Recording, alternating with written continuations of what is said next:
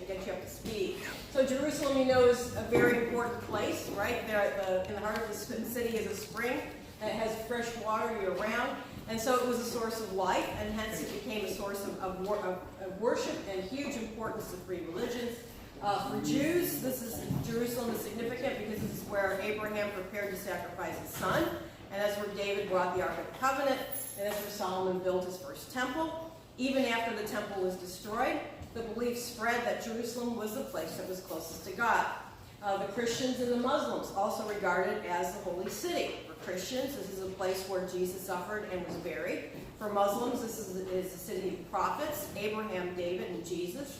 And Muslims believe that Muhammad was miraculously taken from Mecca to Jerusalem, where he went to have heaven on a ladder of light. Here he received the message of God before he returned to Mecca. So for over 1,000 years, they've linked this last journey to the stone platform that houses the Dome of the Rock. We heard a lot of wonderful things about that last week. Islam spread very rapidly after Muhammad's death in 632. You can see this on the map. Again, you just start from this small area here, and it's just going absolutely all over the place, from Africa to the Middle East to all of Spain. So Islam spread very rapidly after Muhammad's death in 632. But Islam was divided. It split into several factions, including Shiites and Sunnis. And these divisions made them prone to conquest by other tribes, right? The divided are weak, the united are strong. And the Muslims, united in faith, but also divided when it came to certain precepts and belief. And during the 11th century, the Seljuk Turks, they were originally from north of the Caspian Sea, today's Kazakhstan, one of the many stans out there.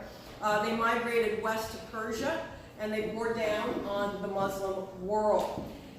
They conquered the Muslim heartland. The Seljuks took Baghdad. They pushed back the borders of the Byzantine Empire, and they went on to conquer Palestine, including Jerusalem. And although the Seljuks eventually converted to Islam, their conquests further fragmented the Muslim world.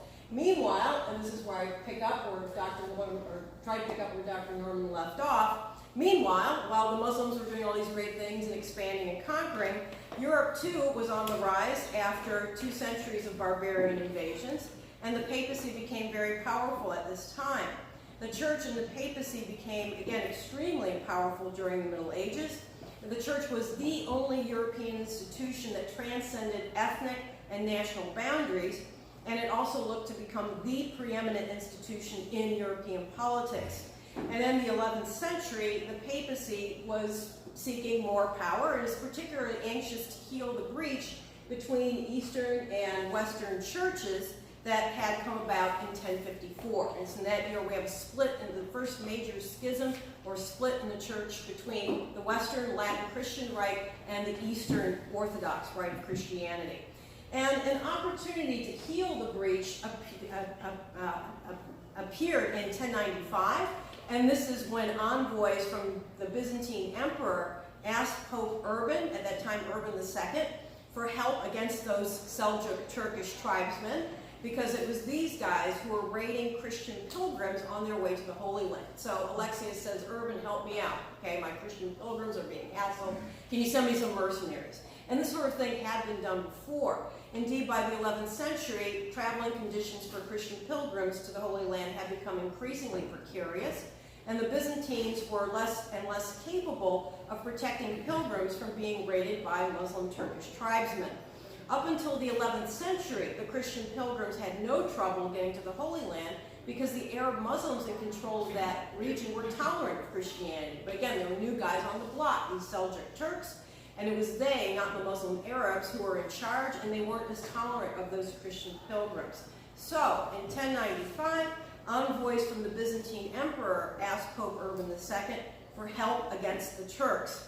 But instead of a band of mercenaries to fight the Muslims in Asia Minor, instead, what Urban did was to send forth an enormous army of volunteers, and their job was to wrest the Holy Land away from the Muslims and give them back to the Christian church. So this is much more than the Byzantine emperor had bargained for. And the Pope at the time, again, Urban II, he wanted to do simply a lot more than send some mercenaries to clean up the trade routes. Rather, what he wanted to do was to get the Holy Land back. And the goal of the crusade was to recover Christ's tomb at Jerusalem, which was known as the Holy Sepulchre. But Urban had other motives in mind as well. First and foremost, he wanted to have a successful crusade because he thought if it worked, if it got the Holy Land back to the church, he could bring that Eastern Orthodox Church back into the fold. Remember, that schism had just occurred in 1054, and here we are in 1095.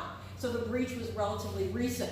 So if he could pull it off and get the Holy Land back, he could bring the two churches together, which would be a monumental achievement. So the two churches had split only recently, and the idea here was to send a mighty volunteer army to gain back the sacred shrines of the Christian religion. This would overawe the Byzantines with Western strength and convince them to accept the Roman primacy. So the reunification of the church was a big deal for Urban, and the Crusades were a means to that end. So if that crusade worked, he could unite Eastern and Western churches and make the church more powerful than ever. He also saw that he could win points in his ongoing struggle with several kings over the question as to who had the right to invest bishops with their powers. So there was also a struggle between monarchs and the church concerning who had the right to appoint bishops who were powerful church allies but also powerful royal allies. So if Urban regained the Holy Land, he could put one over on the European kings. Finally, the goal of the capture of Jerusalem from the Muslims might have greatly inspired Urban. Jerusalem was thought to be the center of the earth, and it was the most sacred shrine in the Christian religion. So it was under these conditions that the Pope's response to the Byzantine emperor's plea was to take that plea, put it on steroids, and proclaim the First Crusade at the Council of Clermont in 1095. And at this council, Urban made an incredible plug for the crusade. He was stressing the suffering of the Christians in the Holy Land. He said the churches were being defiled, and you take that word defile, I'm not going to get too graphic here, by the Turks in every possible way, and that something had to be done. So he put an incredible spin on it in this Council of Clermont. And Urban's audience liked what he had to say, and this is suggested in this 1474 painting. Here we have Urban, and we have the council. You can see, of course, it's medieval painting, so they're not animated, but at least you know it was very, very crowded. And the audience really liked what Urban had to say, and they said, God wills it. God wills this crusade to happen. All told, there were probably about 100,000 men in the main crusading army, and this was an enormous number for that day. Accordingly, the question arises as to why Urban's appeal was so incredibly successful. So it's one thing to hear about the sufferings of the Christians going to the Holy Land, but another thing for everybody to simply drop everything they were doing and undertake this incredible journey thousands of miles away to the Holy Land. Why did they do it? Well, certainly all kinds of reasons, economic reasons for joining the crusade. Many of the poorer people who went crusading came from areas that by 1095 were increasingly becoming overpopulated. Therefore, these crusaders may have hoped to do better for themselves in the East than they could by remaining on their crowded land. So that's kind of a pragmatic motive for going on the crusade. But the dominant motive for going on the crusade was definitely religious. Indeed, nobody could have gone crusading out of purely calculating motives because no one could have predicted for certain that these new lands could be won. So indeed, these rational calculations would have at best predicted a return home with no fortune or more likely death at the hands of the Muslims. So these people, they kind of knew that this was going to be dangerous. So it was their faith. This was a journey of faith for many of them. The long and perilous journey ultimately offered, at the end of the day, great solace for believers. For centuries, pilgrimages had been the most popular kind of Christian penance, and the pilgrimage to Jerusalem was considered to be the most sacred of all. Obviously, the greatest of all spiritual rewards would come from going on an armed pilgrimage to Jerusalem in order to win back the holiest and most sacred places for Christianity. And to make this point explicit, Urban II at Clermont, he promised that crusaders would be freed from all other penances imposed by the church. So there was a spiritual carrot there. Indeed, if you go on this crusade, you're going to get some points, points towards entrance through those pearly gates. So this was a very, very powerful incentive during an age of faith. So once the Council of Claremont took on, the message caught on like wildfire, and you can go, and there may be fame and fortune, but at the end of the day, at the very least, you're going to get points towards going to heaven. So this really did help explain why in Age of Faith so many people went. Pilgrims flocked together, and as they came together, there were these itinerant preachers who came around, and they whipped up the crowds into an almost frenzy. And indeed, the frenzy about going on the crusade bordered on, according to some accounts, on mass hysteria. So enthusiasm, to say at the very least, was very, very high. Indeed, many of these pilgrims, or crusaders, that is, they were convinced that they were not only going on a journey, but they were going on a journey that was going to cleanse the world of unbelievers, and they've been chosen to do it. So again, filled with a sense of very, very special mission. So this expedition was launched by Urban, and the expedition that Urban launched was but the first of a series of crusades that continued, as you can see, for quite some time, almost 200 years. That the papacy could launch such a lengthy and challenging project shows just how influential that papacy was. So you make one speech, crowds, hundreds of thousands of people are enthused to go on this crusade, but not only do it in 1095, but to continue going for the next 200 years. After the Council of Claremont in 1095, an army of knights organized an army, and by 1099, a mere 3 years after leaving Europe, the Crusaders stood at the walls of Jerusalem. This is incredible speed given the amenities of the day. So merely 3 years after the Council of Claremont, here are those Crusaders at the walls of Jerusalem. They were not kind. Using siege weapons, they broke into the city and they slaughtered Muslim and Jews alike.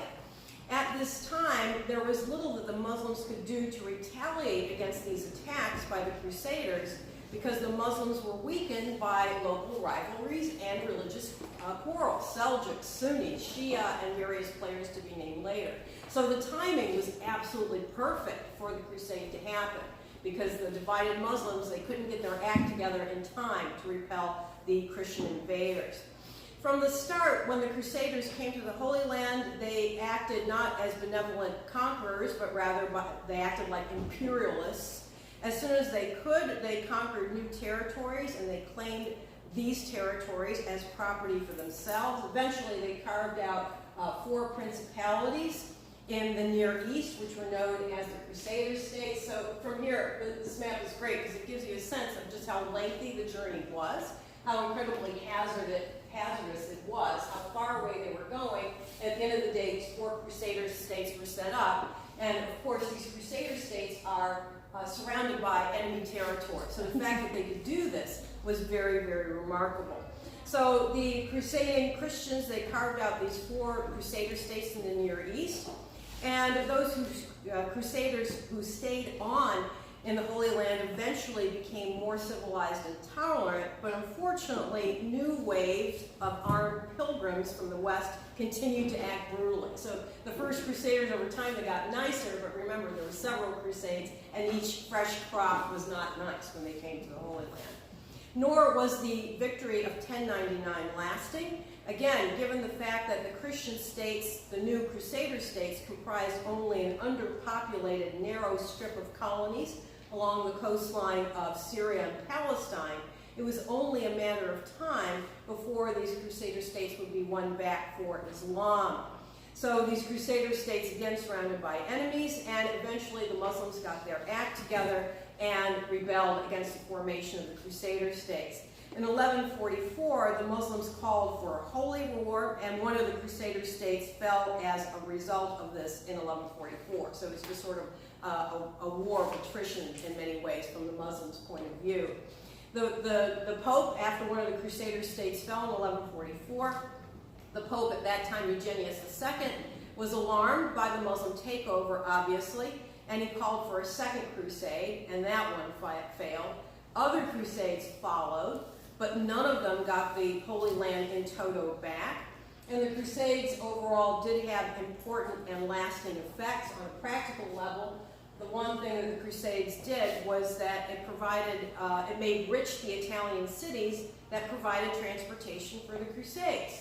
And it opened and kept safe trade routes for Italian commerce. So the Italians, they made out like bandits, okay? And the city-states that participated, that were provided goods and services along the trade routes for the Crusaders, they made a lot of bank. And we are talking about around the 13th century, and about 100 more years later, we're talking about the Renaissance. So one of the origins of the Renaissance is very strongly linked to the Crusades. So that's one important impact there. And also, practically speaking, the Crusades also led to the decline of feudalism and the strengthening of monarchy for practical reasons. A lot of lords were killed in the Crusades. Again, crusading armies were led by a lot of powerful lords, and they were killed off. So their numbers declined, and the power of the nobility declined as a result. And many other lords, if they weren't killed, engaged in the crusade, they squandered their fortunes by trying to finance expeditions to the Holy Land. So not all of them came out with money. They lost money and power as a result. The nobility wasn't the only group that experienced a decline, and it's safe to say that the failure of the Crusades by the 13th century had a lot to do with the decline of the papacy by the 14th century. The 14th century was an absolute disaster for the church. The entire 100 years was filled with papal crisis, schism, what have you, and a lot of this was tied to the failure of the Crusades overall. At the end of the day, was it all worth it?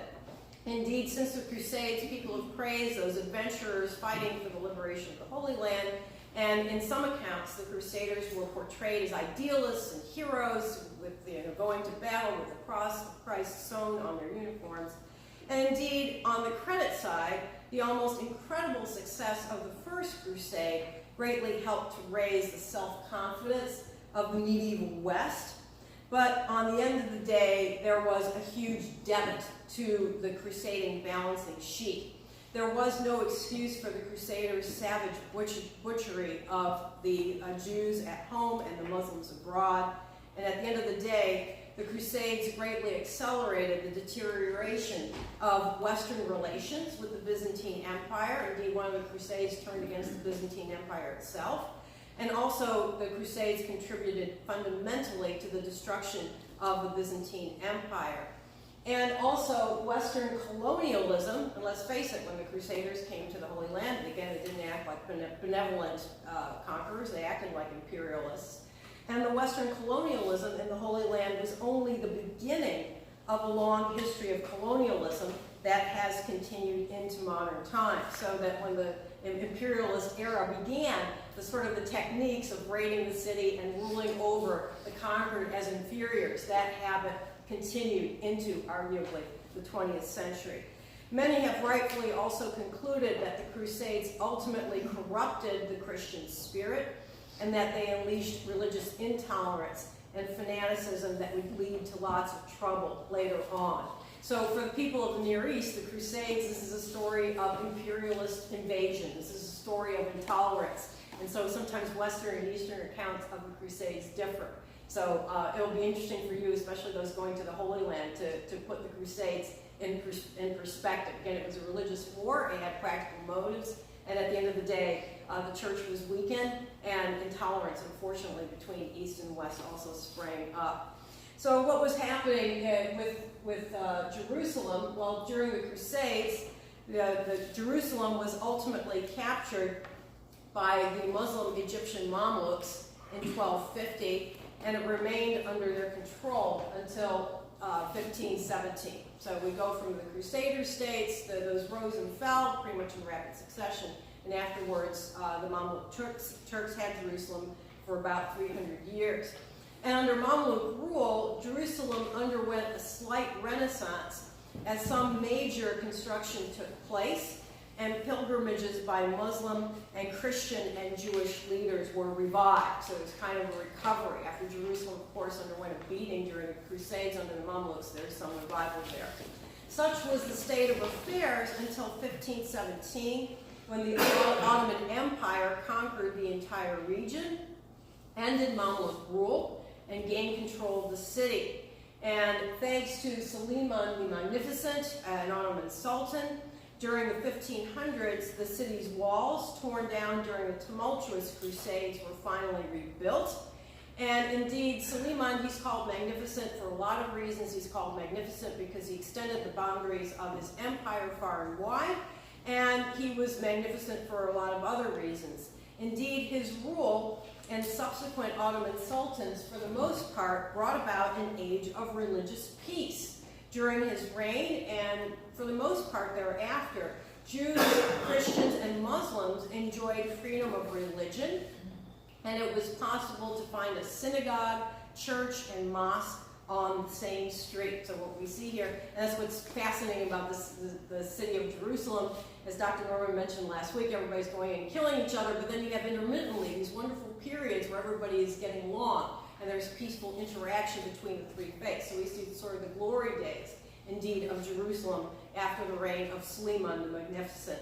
And the city remained open to all religions.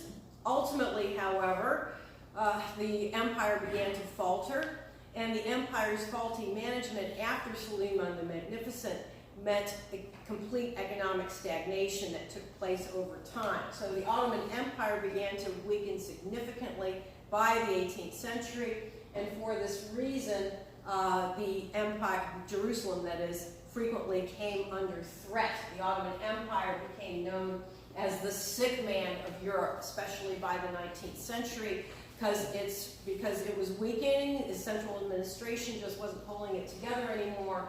And as the Ottoman Empire began to weaken, the Russians and the Austro-Hungarians, immediately bordering on the Ottoman Empire, began to encroach on Ottoman territory. And the question became which power, the Austro-Hungarian Empire or the Russians, would get most of the Ottoman Empire for itself. And right there, some of you may be able to read into the origins of World War I. So the Ottoman Empire, its history was very, very problematic. The Ottoman Empire, because it was weakening by the 18th, 19th century, was almost conquered by Napoleon in 1799. And indeed, Napoleon controlled Acre. He advanced on Jerusalem. He was confronted by an Ottoman leader called the Butcher, whose name was kind of apt because, you know, he confronted Napoleon, stopped him in his tracks. But after reading these books that on the history of Jerusalem, just the savagery and the butchery that was taking place there, it's difficult to read about. But at the end of the day, Napoleon couldn't pull that off. But nonetheless, thanks to the weakening of the Ottoman Empire, other enterprising agents came to control it, such as Mehmet Ali in the 1830s. So around the 1830s, it was controlled for several years by an Albanian general, but a Muslim by the name of Mehmet Ali. And he also conquered Egypt in defiance of the Ottoman Sultan. Nonetheless, by the mid-19th century, with the growing decline of the Ottoman Empire, the city eventually became a backwater, and the fortunes of the city of Jerusalem began to decline. So again, things were going great thanks to Suleiman the Magnificent, but as the Ottoman Empire weakened, so too did institutions within the city of Jerusalem, and it became something of a backwater with, a population that didn't exceed 8,000. Nevertheless, it was, even then, an extremely heterogeneous city because of its significance to Judaism, Christianity, and Islam. The population was divided into four major communities: Jewish, Christian, Muslim, and Armenian. And the first three of these could be further divided into countless subgroups, as you can imagine, based on precise religious affiliation or country of origin. The Church of the Holy Sepulchre was meticulously partitioned between the Greek Orthodox, Catholic, Armenian, Coptic, and Ethiopian churches. Running that church must have been a real mess. And as you can imagine, these groups didn't get along, and tensions between the groups ran so deep that the keys to the shrine and its doors were safeguarded by a pair of neutral Muslim families. So at the end of the day, okay, give it to an outsider. Several changes with long-lasting effects on the city occurred in the mid-19th century, and their implications can be felt even today. And these changes lie at the root of the Israeli-Palestinian conflict over Jerusalem. The first of these changes that occurred in the mid-19th century was a trickle of Jewish immigrants into the city from the Middle East and Europe, and this trickle increased over time, so there was increasing Jewish settlement from the Middle East and Eastern Europe into Jerusalem. At the same time, European colonial powers began seeking toeholds in the city, hoping to increase their influence, pending the imminent collapse of the Ottoman Empire. So colonial interests are settling there. They knew that the Ottoman Empire was weakening, and at the end of the day, they wanted to be there. To the victor belongs to the spoils, or possessions 9/10 of the law. This was also an age of Christian religious revival, and many churches sent missionaries to proselytize among the Muslim, and especially among the Jewish populations, believing that this would speed the second coming of Christ. So as you can imagine, all kinds of, again, there are more Jews there, they're imperialists, and they're proselytizers. Finally, the combination of European colonialism and religious zeal was expressed in new scientific interest in the biblical lands in general and in Jerusalem in particular. So there are all kinds of archaeological and other expeditions tooling around the city. And they made some spectacular finds, and with each fantastic find, this increased interest in Jerusalem even more. So by the 1860s, the city, with an area of only 1 square kilometer, was already very hopelessly overcrowded. Thus began the construction of the new city, the part of Jerusalem outside the city walls. And the first attempt at residential settlement outside the walls of Jerusalem was undertaken by the Jews, and they built a small complex on the hill overlooking Zion Gate, and this Jewish complex flourished and set the precedent for other new communities to spring up to the west and to the north of the old city, which many of you will be seeing in a few weeks' time. So we have the Ottoman Empire, so it's kind of static. Yes, the Ottomans did control the city, but then dynamic in terms of the changes that were going on and rising tensions between the various religious groups. The Ottomans, again, they ruled Jerusalem nearly uninterruptedly for 400 years until World War I. And with World War I underway, as you may know, the Ottoman Empire was on the wrong side from our perspective. The Ottoman Empire was allied with the Germans and the Austrians, so they were on the wrong side of things. And with World War I underway, the French and the British tried to gain allies in areas under control of the Ottoman Empire. Of course, the idea is that the British and the French allied with anyone within the Ottoman Empire who's against the Ottoman Empire and turn them against the Ottoman Empire. That way they could bring down their enemy.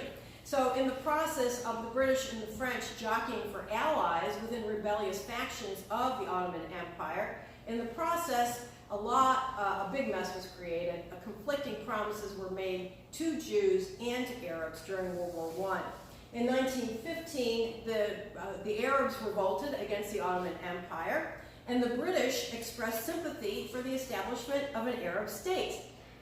But they stopped short of promising them one. This is the age of T.E. Lawrence, remember Lawrence of Arabia, and his job was to get the Arabs to ally with the British cause. So they expressed sympathy, but again, they kind of stopped short of saying, okay, here's your country and here's where the borders are going to be. Meanwhile, among Jews in Britain, the Zionist movement was gaining strength. And this movement promoted the establishment of a Jewish homeland in Palestine. And this movement had a lot of powerful supporters. In 1917, British Foreign Secretary Arthur Balfour issued the Balfour Declaration, which stated that the British government looked with favor upon the establishment of a Jewish homeland. There were 2 caveats to the Balfour Declaration. The first was that the indigenous population of the Jewish homeland, who were the Arabs of Palestine, were not to be harmed. So the proclamation of the Balfour Declaration didn't mean that the Jews in Palestine were going to go and kill all the Arabs to get their own country. That was one caveat. The second was that the Jews living out of Palestine were not to be harmed to the extent that they would have to go to Palestine. So the Balfour Declaration didn't mean, okay, if any country that wants to get rid of its Jews, just send them wholesale to Palestine. That's not necessarily what that meant. So here we have the Brits saying yes to the Arabs, and the Brits saying yes to the Jews. And while the Brits were making vague expressions of sympathy for the Arab cause, they were also interested in acquiring more real estate in the Middle East after the war. So to this end, the Brits teamed up with their French allies in the war, and they hammered out a secret agreement. And this secret agreement was known as the Sykes-Picot Agreement. And what the Sykes-Picot Agreement did was that it divided up many areas of the Middle East, including Palestine, into British and French mandates. So again, at one time you say, sure, go Arabs, go Jews, but in the meantime, hey, Monsieur, let's carve up the Middle East for ourselves, and we British are going to establish a mandate in Palestine.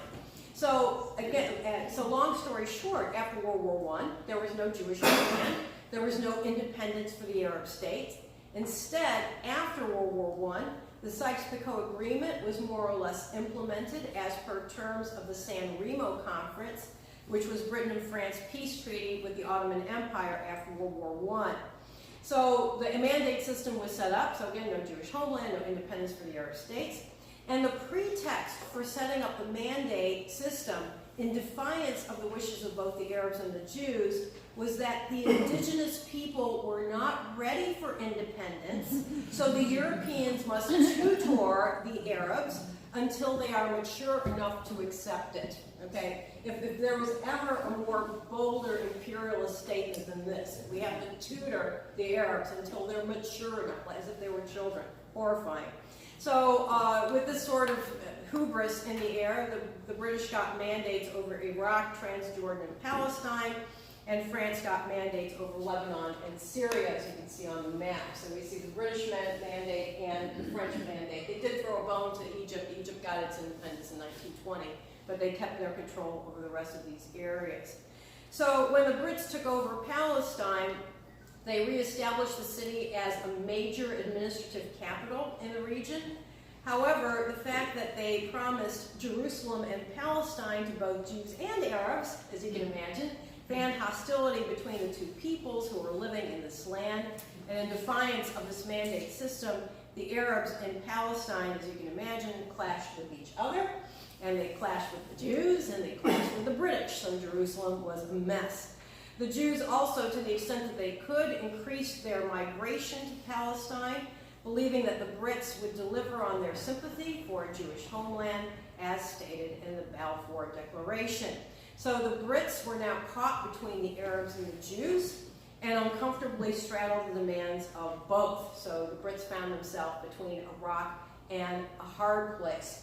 And this sort of hostility continued to mount both during and after World War II, as large numbers of Jewish refugees from war-torn Europe began to flood Palestine. And of course, as you know, the Holocaust, right? The Holocaust happened, and for the Jews of Europe who survived it, they wanted to get the hell out of Europe, understandably, because the Europeans had tried to kill them. So this is why we have a mass influx of Jews into Palestine and into the United States as well.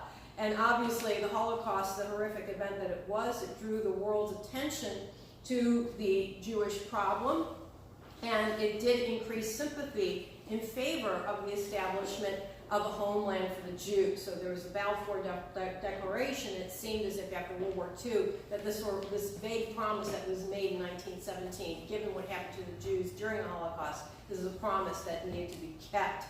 The Brits also were very much weakened after World War II, and they were more or less incapable of dealing with the problem of Palestine. So they were just too war-weary, too bruised, and too beaten to even want to try to hold on to that mandate.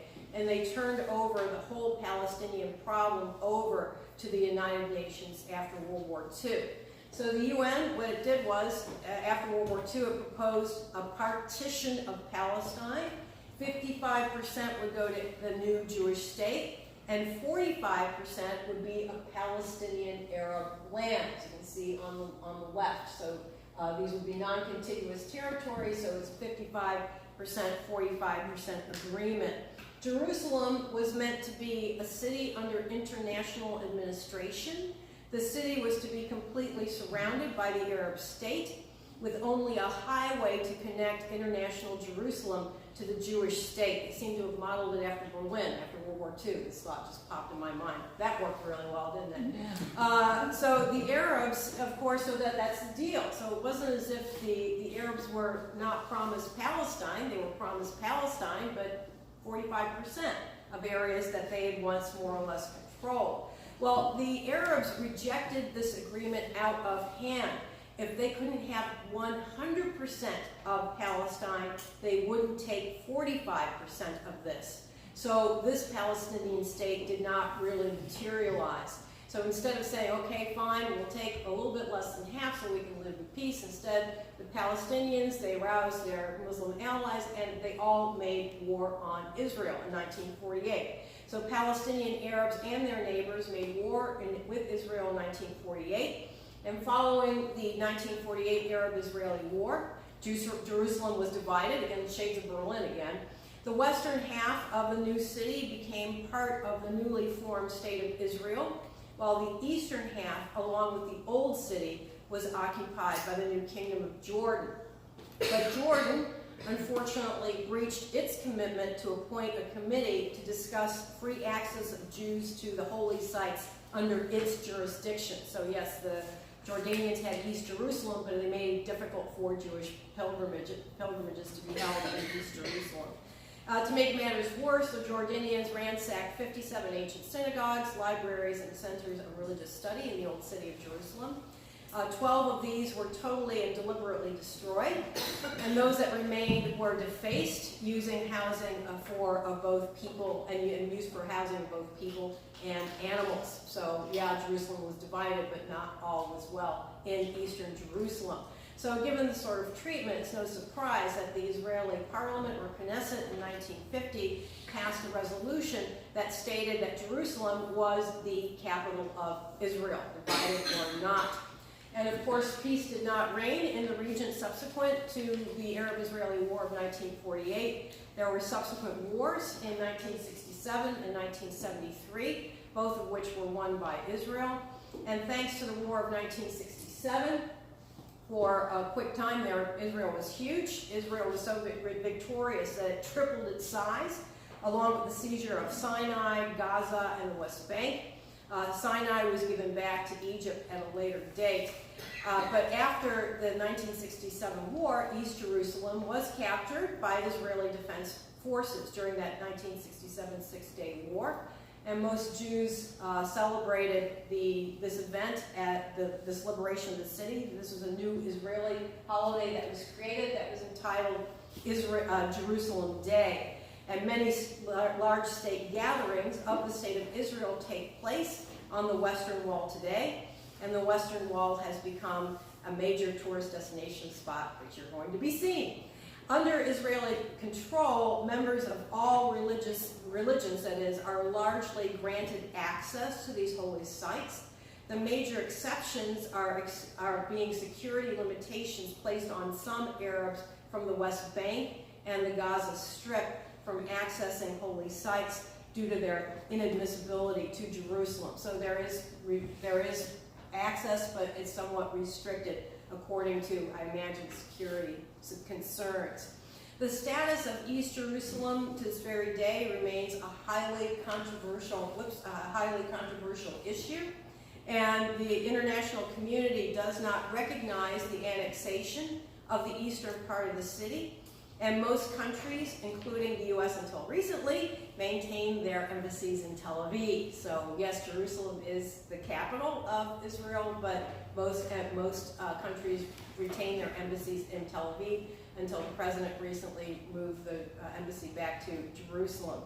The UN Security Council Resolution 478 declared that the Israeli Parliament, or Knesset's 1980 Jerusalem Law, which declared Jerusalem as Israel's eternal and indivisible capital, the UN declared that this sort of resolution was null and void and must be rescinded forthwith. So the UN doesn't see Jerusalem as the capital. Again, most countries retain their embassies in Tel Aviv, so we still have this ongoing tension over Jerusalem to this very day. This resolution advised member states to withdraw their diplomatic representation from the city as a punitive measure.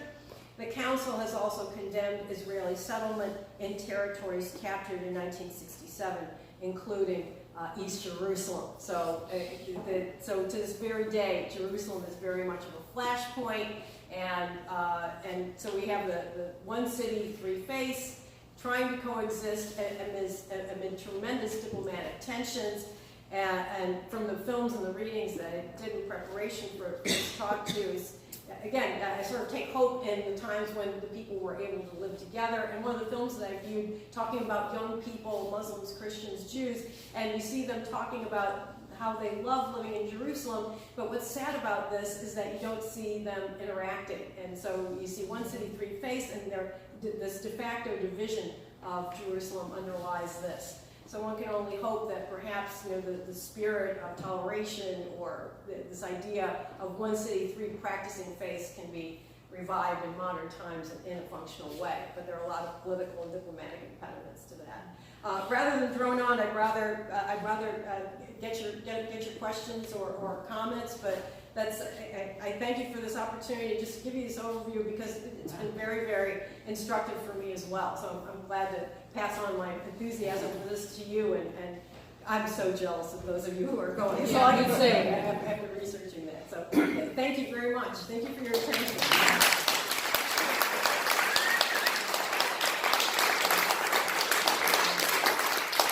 I'll try to answer any questions, and Dr. Norman's here. She's got my back too, because she's got my version. Yeah.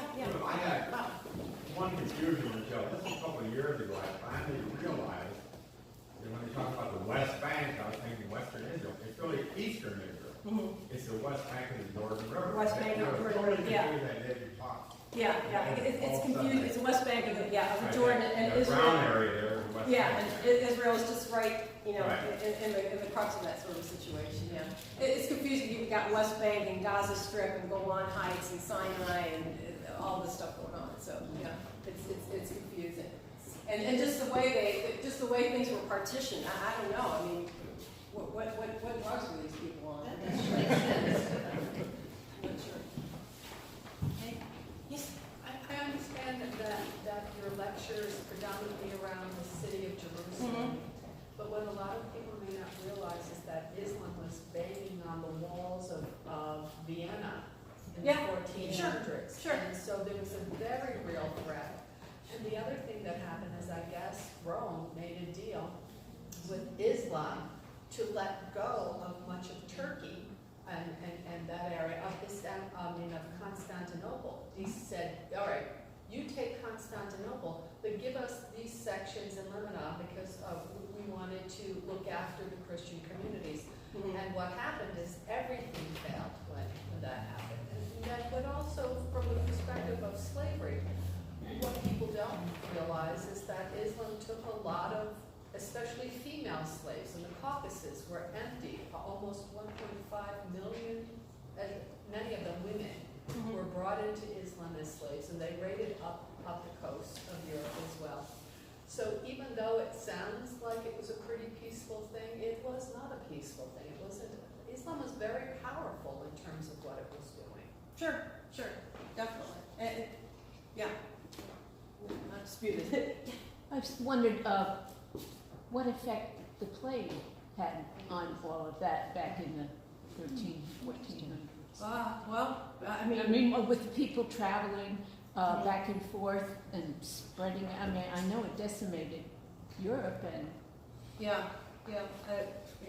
I know it infected. I mean, it was pandemic, so it infected all of Europe and the Middle East as well. Is there any enduring cultural difference between the segments that were under the French mandate and those that were under the British? The only ones I can think of would be linguistic. Yeah, okay. But no consensus about distinctive political difference. I don't think so. How did the Crusades know where the others were coming from? Did they have a fight with one another? Or? Oh, sure. The key history of the Crusades is when the Crusaders, they stopped by Constantinople on their way to Jerusalem. They decided to raid Constantinople for the riches instead of going on. So, in other words, they sacked Constantinople, took its riches rather than go on to the Crusades. So there are selfish motives there. And remember, some of the motives were economic. Plunder, taking over cities, becoming nominal heads of certain cities or territories. I thought it was interesting early in your talk that the Arabs seemed to, they were in control, but they seemed to say, well, we can all live together. Yeah. Yeah. course, we're the bosses, so that's No, always they- attractive. But when Turkey got into it, Yeah. I guess the Seljuk The Turks, Celtics, yeah. that they wasn't that, well, you know, we can control the area, but we don't really want to get along with anybody. We want But it then- all for ourselves. But then, yeah, they did, but then, you know, you have the exceptions like Suleiman, and so, Right. so it's sort of like, it fits and starts. But yeah, there was a difference between the way the Arab Muslims treat, and the way the Arab Muslims treated the Christians, and then the Seljuks. And the But then Jews as some of the well. Seljuks were more moderate as well. But I think what's sort of ironic is that Jewish culture flourished under the Muslim Arabs. You know, so as long as there was the Muslim Arab caliphates, the Jews were doing extremely well, particularly in Spain. And then when Spain was conquered, Yes. right, the Jews were kicked out and vilified. They were vilified in Europe during the Middle Ages, but they did extremely well under the Muslim Arabs during the Middle Ages during Yeah. that same time. So Didn't that come about a little bit that, according to Muslim concept of life, political and religious, that there were a lot of businesses they didn't get into that the Jews did, that was generally speaking, yeah. I think it was more like true. banking, Well, things that was like more that. true in Europe during the Middle Ages because money handling was seen as, you know, that was seen as potentially sinful. So that's why they let Right. the Jews do it because they weren't believers.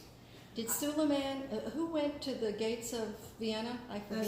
Suleiman in the 16th century, the 16th and 17th century. I think he went twice and got repelled both times. Yeah, I don't think it was the same one. Oh, The twice. yeah. 1400s at first. It was first during the mid-1400s that they went to Vienna. Okay. That the Turks went to Vienna, and it was very dangerous. Okay. And that's when the Vatican really cut the deal. Okay. Thanks. And in terms of World War I learned something from someone who was Jewish that I didn't know, Mhm. and I have dual Canadian citizenship. And this person told me that prior to World War I, the Germans and I guess part of Austria had really cut the deal for Iraq. So even though the oil had not been found yet, they cut the deal in order to get that. Mhm. And the British were in Iran. The British and French were in Iran. And part of the impetus, because I mean, I'm also Canadian, is that the British always bring us into wars that we don't necessarily want to be involved in. And what happened is that the British helped to instigate World War I because they did not want the Germans to have control over that Iraqi resource. Well, you need to write that book and alleviate the question of German war guilt. Very popular. No, but I mean, it's a different component that goes into it. Like, Right. And nobody had even known that the oil was there, but they wanted control over that because of the British Empire. So I think that's an important thing, you know, maybe we should have. Yep.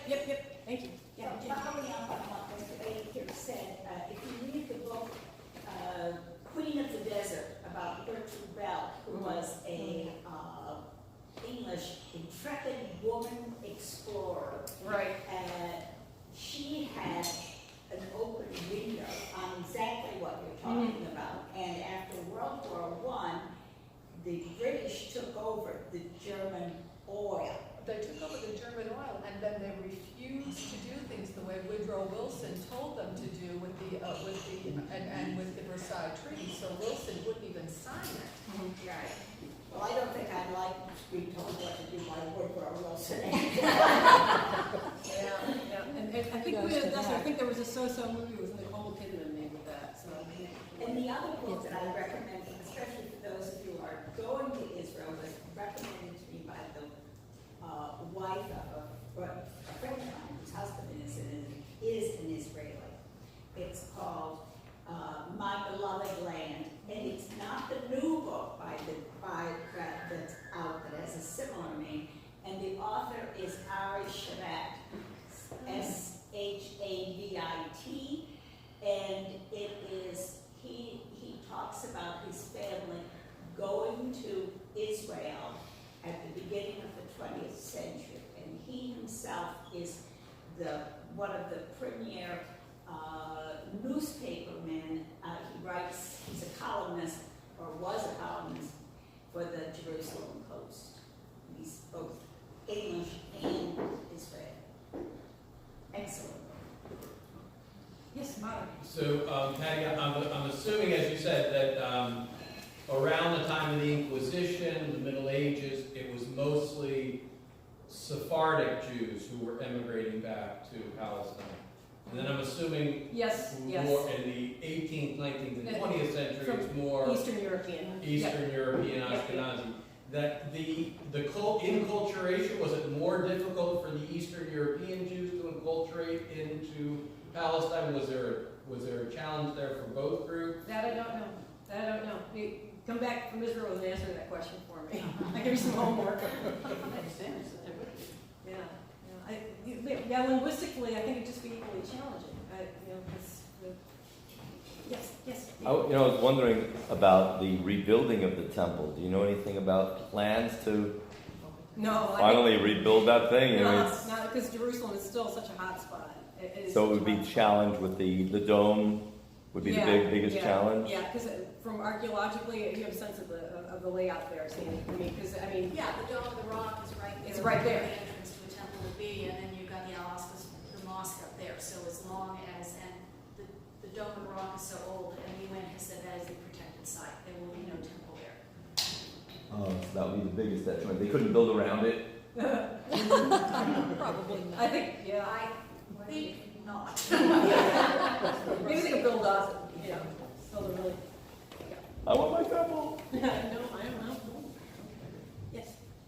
Ben Gagnon was, we've all heard of Ben, but what I didn't know until a few months ago is that he changed his name to Ben Gagnon. That was not his original name. So he became the Lion of Judah, the young Lion of Judah. Yeah, Ben Gagnon. Yes, I'm sorry. Yeah, that was Yeah, big. I didn't know that, and I also didn't realize that he was really a socialist. He was a Leninist socialist. Well, it kind of makes sense in that particular context because Palestine is just a flashpoint of imperialist interests. So, it's something we're pushing us in that direction. We have to be more social. Thank you. Thank you very much.